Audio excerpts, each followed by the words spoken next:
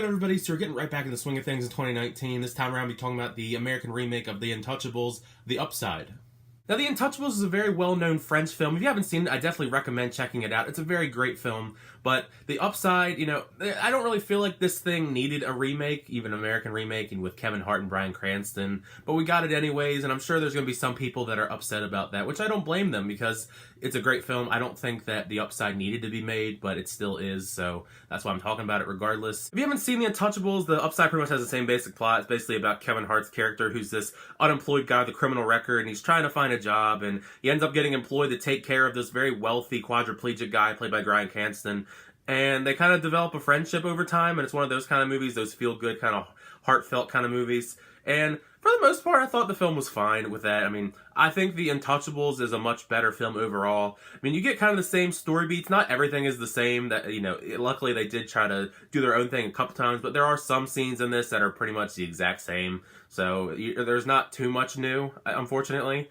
But it was fine for what it was. I thought Kevin Hart actually was the one that impressed me more out of Bryan Cranston than him, because Kevin Hart, you're used to Kevin Hart at this point. I think a lot of people have Kevin Hart fatigue because he kind of just plays himself in everything he is. And he's a funny guy, I give him that, but, we're kind of used to him playing himself and everything, and that kind of gets old after a while. He was actually not that bad in this. He kind of tried to step out of his comfort zone. He kind of actually tried to give a very good dramatic performance.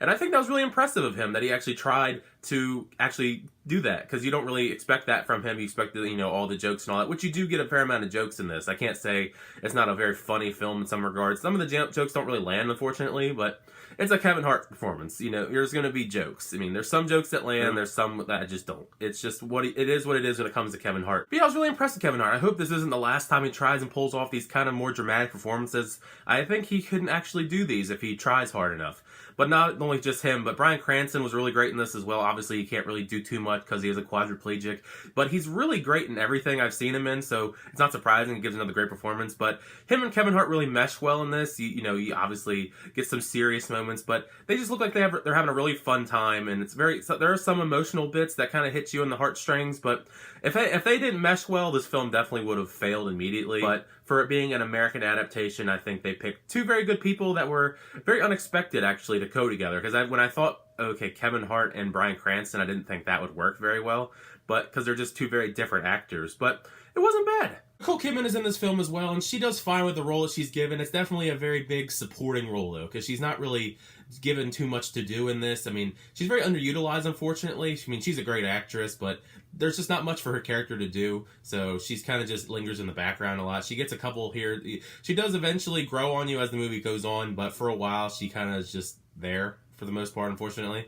But yeah, I mean, that's kind of the thing, is a lot of the things in this movie are just fine. I mean, obviously where the story's going to go. It's very predictable. Even if you haven't seen The Intouchables, the story beats, it's going to, where it's going to lead for the most part, unfortunately. So it's a very predictable experience. I mean, the script is kind of lazy in some ways, unfortunately. But I definitely wouldn't say this is a bad film at all. It's definitely got its charm. Kevin Hart and Bryan Cranston work very well together. Kevin Hart's really trying his best to step out of his comfort zone. And I commend him for that. It takes a lot for these comedic actors to actually try and put on these dramatic performances. And he definitely deserves some praise for that. I actually, that's probably the highlight of this, is just the fact that Kevin Hart's actually trying to not be typecast in these comedic roles anymore. Because obviously, you get kind of Kevin Hart fatigued, but he's trying his best. And so is Bryan Cranston, but Bryan Cranston's great. So I definitely recommend checking this out at least once. I don't know if it's really rewatchable. I would say definitely watch this once and then watch The Intouchables, just so you could compare, because there are some similarities. It's just, I feel like The Intouchables is a much better film overall. But still a charming film. Definitely recommend checking out The Upside at least once. But that's just me. So yeah, those are my quick thoughts on The Upside. It comes out this weekend, so leave a comment below once you see the film. Did you like it? Did you not like it? Have you seen The Intouchables? Did you think that was good? Did you think it was better? Did you think The Upside was better? I'd love to get a discussion going about this film. Also, if you enjoyed this review, feel free to give it a like, hit that subscribe button, keep up to date with our movie reviews, trailer reactions, unboxings, and more. But until next time, I'll see you guys later.